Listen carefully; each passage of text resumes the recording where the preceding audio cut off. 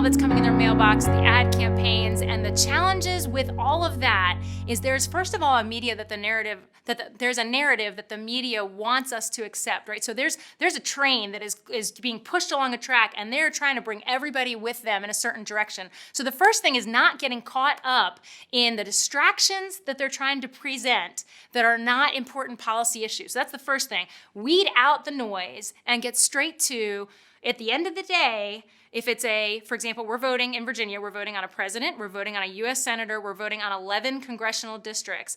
It is a matter of, at the end of the day, these folks have, in the case of the Senate and the House, they have up-down votes on public policy. What are they actually going to do?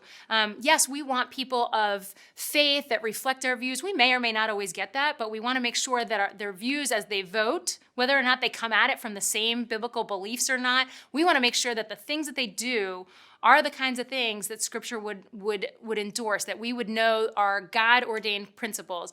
I just look at the current administration and I think through what should a believer think? We're praying about Israel. That's our call. We're told to pray for the peace of Israel. We want an administration that's going to work towards the same thing we're praying towards. We've seen amazing things happen with the peace going on in the Middle East that I never could have imagined. And I think most people certainly in the last couple of decades, we've been waiting and praying, and we're starting to see movement there. So the question is, how are we voting to line up with our prayers?